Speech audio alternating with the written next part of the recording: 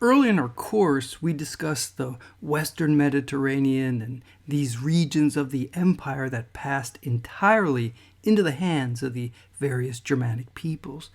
And those peoples then established themselves as a military caste, a Germanic minority ruling over the existing indigenous populations of the region.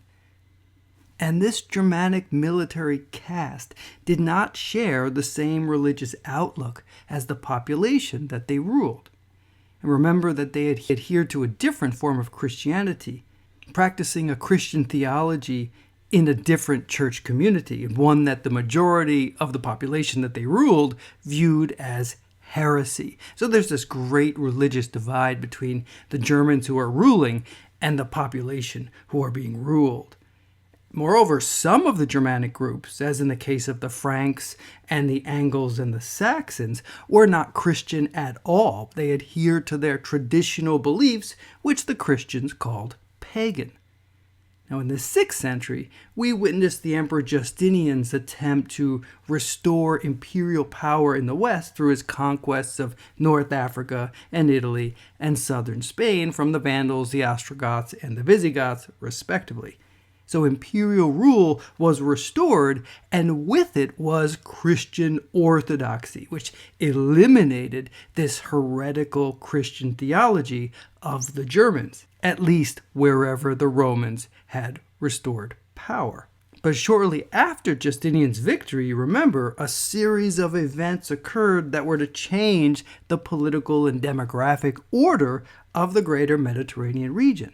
First, there was the arrival of the Lombards. This is a new Germanic people who move into Italy, and they too were not Catholic or Orthodox Christian. They adhered to a heretical form of Christian theology that had been condemned. So that is, they share a Christianity with the other Germans, but not with the Bishop of Rome or the Italians that they now ruled. And this Lombard advance was followed by the Arab invasions of the 7th century and the movement of the Avars and the Slavs and the Bulgars into the Balkans, as you see on this map. And all of this transformed the size and structure of the Roman, or we might say now Byzantine Empire, as we've already seen.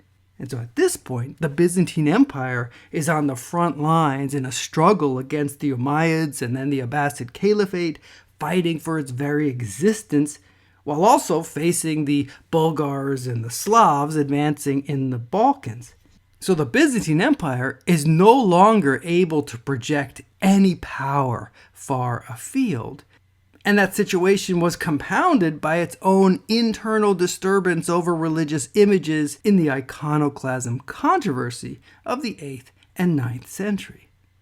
So with the Byzantines out of the equation, the emergent power in the West was by far the kingdom of the Franks, as you see on this map. And recall that Clovis, the king of the Franks, had converted to Catholic Christianity around the year 500. And in this way, he then united the religion of the Germans, of the Franks, with that of the people that they were ruling, and with the bishops of the area and the Gallo-Roman elites of the region. So this fact contributed to the success of the Franks above all other German communities in the Latin West.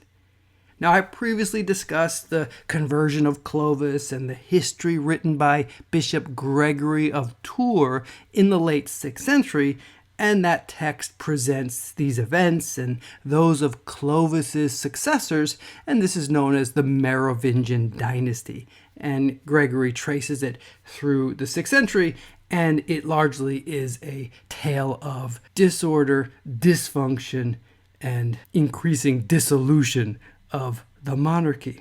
Now, there may now have been synergy between ruler and ruled, but there's a major problem for the Franks, and this was the Germanic custom where the king divides the kingdom among his sons. So the king doesn't pass the state intact from king to one son as his successor, but parcel out the kingdom among all the sons. And their sons would then do the same. So that means that the one Frankish kingdom of Clovis soon became a dozen different kingdoms, and each of them had a ruler. Each of them was competing with their brothers and cousins and nephews, and this reduces the Merovingian dynasty to endemic conflict and internal hostility, some of which is recorded in the work of Gregory of Tours. Now, it's interesting because that means that what the Franks don't have is a concept of state, as we saw in the Roman Empire, where a Roman emperor would pass the state to an heir, but this is not something the Franks have here. And there are other important differences. Along with this absence of a notion of state, we also see that knowledge of Roman law in the Western regions was greatly diminished. And in their place, we see Germanic traditional legal practices continuing.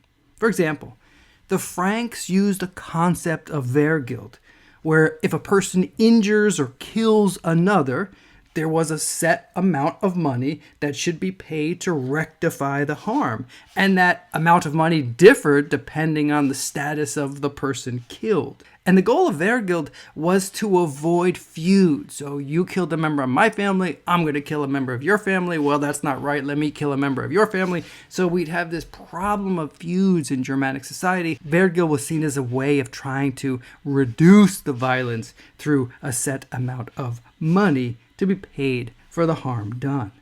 This was not Roman law. And there were other practices that were very much not Roman law, such as the ordeal, when a person accused of crime would pick up a red-hot iron and carry it a certain distance, and then afterwards they would bind up the wound created by the ordeal, and then later they would examine the wound to determine whether the person was guilty or innocent by the state of healing. And yet another form was by plunging your hand into a cauldron of boiling hot water to pick up a stone and take it out, and likewise the hand would be investigated.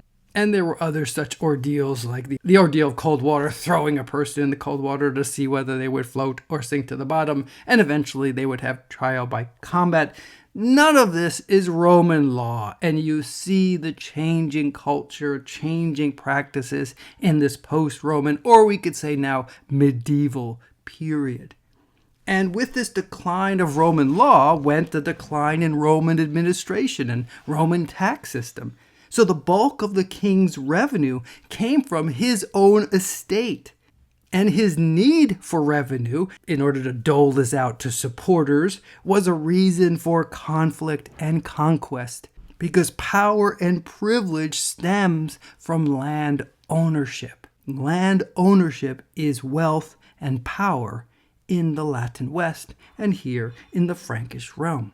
So the dynasty of Clovis declines precipitously as the Merovingian kings became less and less important, and they're referred to later as the do-nothing kings compared to those powerful landed families. And the most important of these families was the Carolingian family, who achieved control of a court position known as the mayor of the palace. So this is the highest official in the Merovingian court, and it's the one in charge of doling out land and rewards and positions for supporters. In the late 7th century, a Carolingian mayor of the palace of one part of the Frankish kingdom conquered a neighboring part of the kingdom to unite the Frankish realm, and he just used his king to unite both parts into a single entity. Although in truth, the mayor of the palace was more powerful than the king. Now the Carolingians also had some luck on their side, because in the 7th and 8th century, it turns out that generally they would only have one son. So power would then pass, and this position of mayor of the palace would pass from the father to the son. Now, if it did happen that there was more than one son, if one of them decided not to retire to a monastery, which would be a solution, then the other managed to kill his rival, so that there would be no contention of power. And this is the case when power passed from father to son in the case of Charles Martel in the early 8th century. He killed his two half-brothers to secure his position as mayor of the palace. And it was this Charles who stopped an advancing Muslim army that moved north from Umayyad Spain, and Charles stopped them at the Battle of Tours in the year 730. 732. And you can see on this map, Tours is in a sense in central France today. Now this gave Charles tremendous prestige because not only did he stop an advancing army, he also did so at a place that was an important pilgrimage site for the Christian West. Because Tours was the site of the tomb of Saint Martin. And Martin was from Pannonia, that's in modern Hungary today. And he was a Roman soldier in the 4th century.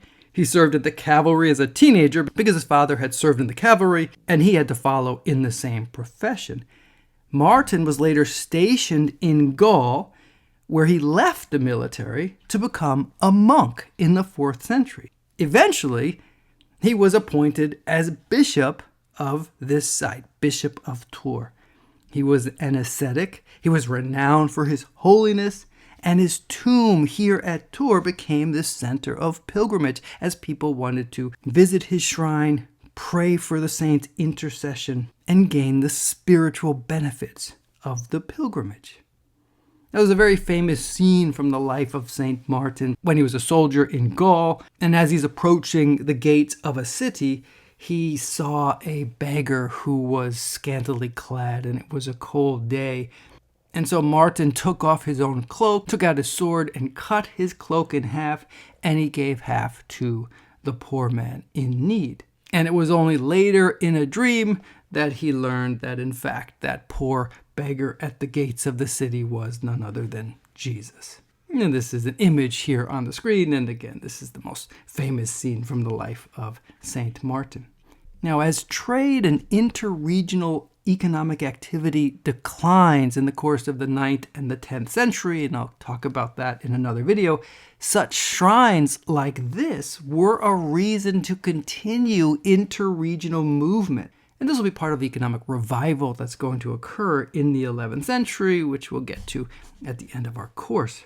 So Charles Martel was celebrated for stopping the Muslim advance, and he used the threat of a Muslim invasion to justify taking land from the church, handing it out to win the support of warriors and to attract more warriors to his cause.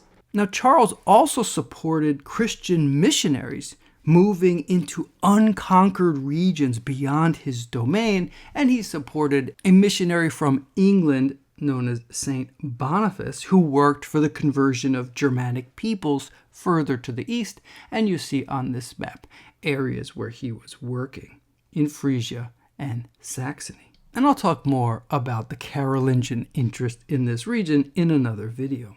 Now, when Charles died in 741, he passed power directly to his son, Pepin, known as Pepin the Short. And I want you to consider the situation at this point. Pepin is mayor of the palace. He has the power. He's ruling the kingdom, but he does not have legitimacy as the ruler. But how can he get legitimacy? Because someone else, after all, is king. And so Pepin writes to the Bishop of Rome in 751, and he asks the Pope, should the person who actually rules be king, or should the person that has the title and the position but does nothing?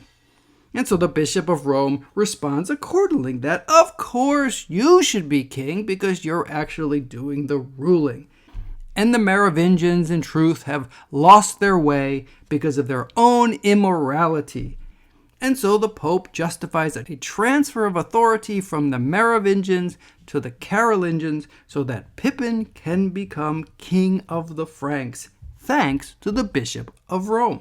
Now, if you think about other examples in our course, you can compare what the Pope has just done here in the mid-8th century with, let's say, what the Caliph did for the Seljuk Sultan, or the legitimacy he provided to the Ghaznavids. Now, what did the Pope get out of?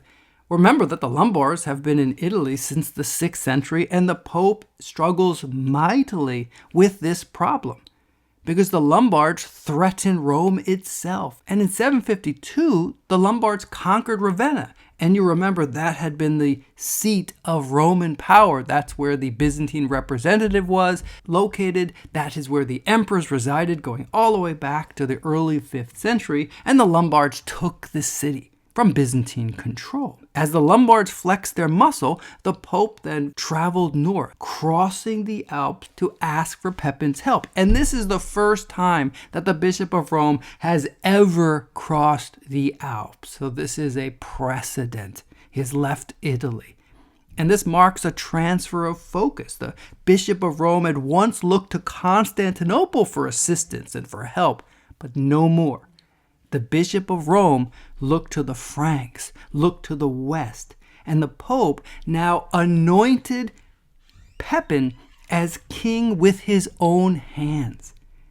So shortly thereafter, Pepin invades Italy, defeats the Lombards, seizes the city of Ravenna, and gives it to the Pope, along with territories in central Italy. Now, the emperor in Constantinople protested, hey, that's our territory, what are you doing? And Pepin and the Pope ignore the emperor's complaints. So notice this change in perspective of the papacy, which used to look to Constantinople. But in the 8th century, its desire to do so was inhibited by Byzantium's inability to provide support and by the policy of iconoclasm, which the Pope condemned. So now the Pope turns to the Franks. And it's around this time that a document known as the Donation of Constantine appears. And it states that back in the 4th century, Emperor Constantine left Rome for Constantinople and gave to the Bishop of Rome at the time jurisdiction over the West in place of the Emperor Constantine. So this document appears here as a justification for papal authority in the West. Now, the document is fraudulent, but it was believed to be real, and it was used to support papal primacy in the West. Now, how significant are these changes here in the 8th century? Well, this new orientation of Pope and Emperor, both in the West, we could see in terms of their reckoning of time. So starting in the last quarter of the 8th century, the manner in which the popes date documents changes. They now use the year of the pope's reign and the year of the Frankish king's reign.